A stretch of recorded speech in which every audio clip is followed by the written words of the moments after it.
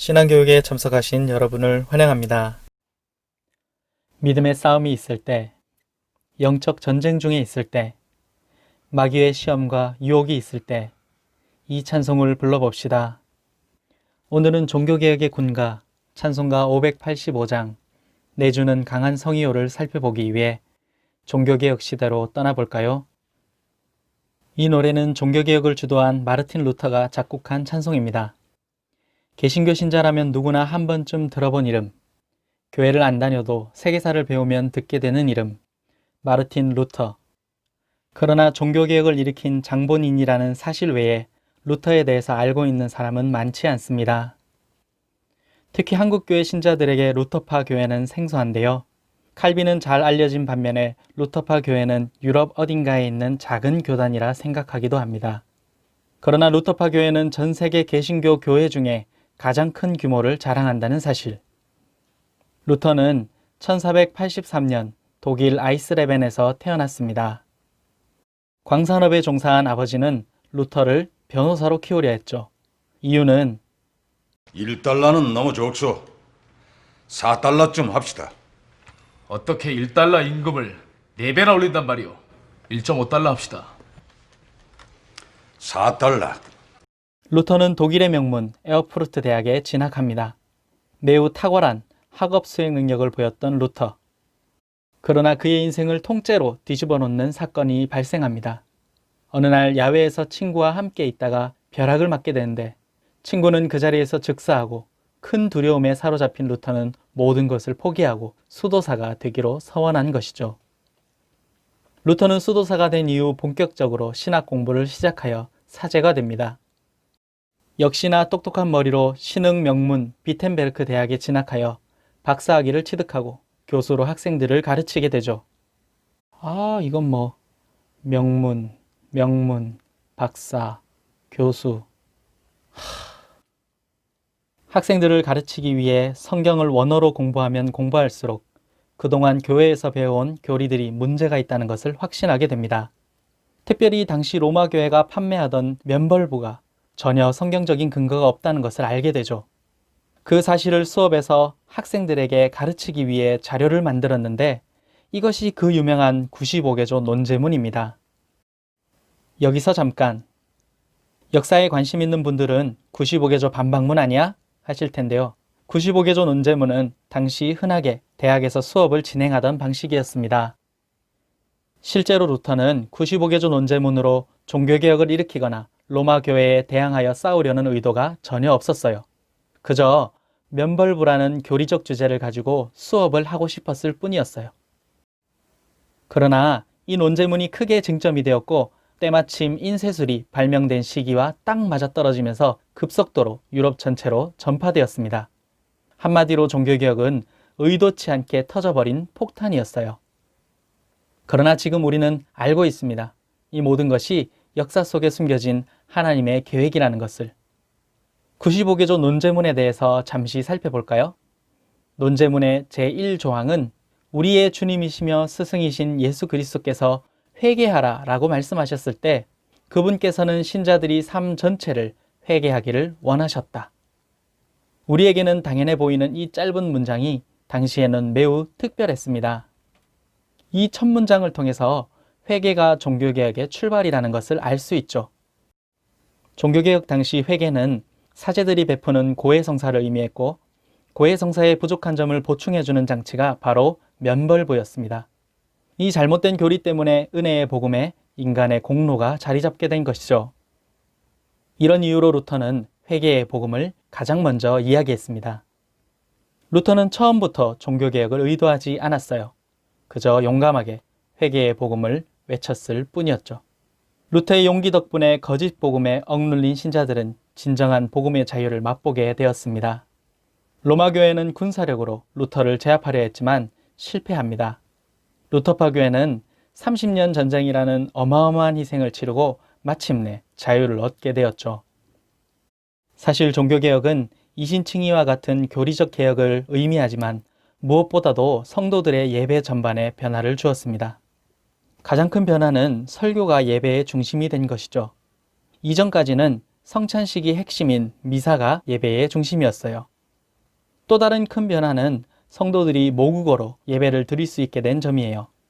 이전에는 찬송을 라틴어로 불렀는데 그마저도 일부 성직자와 성가대만 부를 수 있었어요. 성도들은 도대체 무슨 말인지 모르는 찬송을 듣고만 있었던 것이죠. 왜 이런 일들이 생겼을까요? 당시 로마 교회는 히브리어를 구약의 언어로, 헬라어를 동방교회의 언어로, 라틴어를 서방교회의 언어라고 주장했어요. 그러니까 영어나 독일어 같은 모국어는 저급한 언어로 생각한 것이죠. 더 나아가 로마 교회는 성도들이 찬송이나 설교의 내용을 다 알 필요가 없다고 생각했어요. 종교개혁가들은 이에 반대하여 분명한 지식이 없는 믿음은 참된 믿음이 아니라고 주장했어요. 분명한 지식이 없는 믿음은 맹신일 뿐이었죠. 그래서 성경을 자국어로 번역하고 자국어로 된 찬송을 지어서 부르게 했어요. 이제 신자들은 마음을 다해 찬송을 부를 수 있게 되었어요. 종교개혁은 찬송을 성도들에게 돌려주었어요. 여기서 잠깐, 책의 저자는 우리가 잊고 있었던 종교개혁의 소중한 선물을 다시 생각하게 합니다.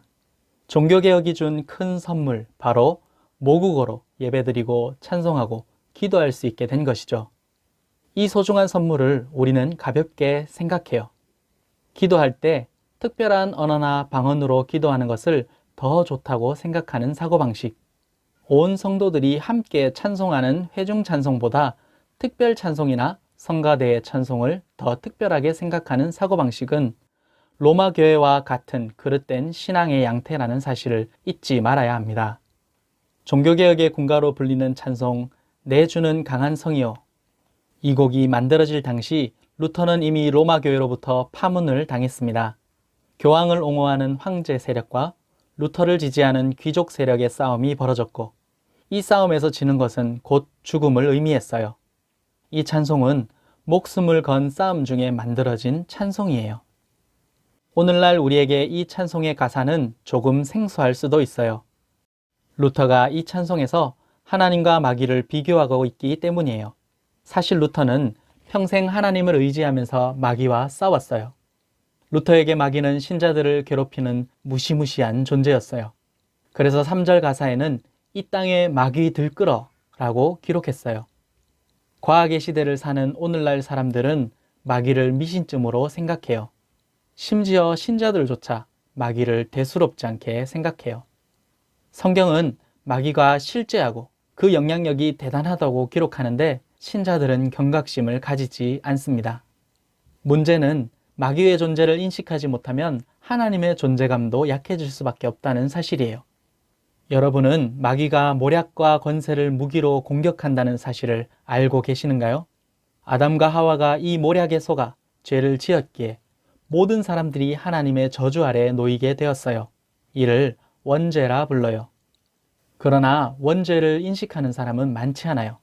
왜냐하면 원죄는 오직 하나님의 계시의 말씀으로만 알게 되기 때문이죠. 마귀도 마찬가지예요. 성경을 통해서만 그 존재를 인식할 수 있어요. 마귀는 아담을 넘어뜨렸고 예수님도 시험했어요. 예수님이 아담과 다른 점이 있다면 당당하게 그 시험에 통과하신 것이죠. 우리와 똑같이 연약한 육신을 가지고 시험을 통과하셨어요. 오직 하나님의 말씀을 신뢰함으로 마귀의 시험을 이기셨어요. 예수님을 시험한 마귀는 실로 대단한 존재입니다. 그래서 이 찬송의 1절에는 천하에 누가 당하랴 라고 묻습니다. 루터는 마귀를 절대로 무시하지 않았어요.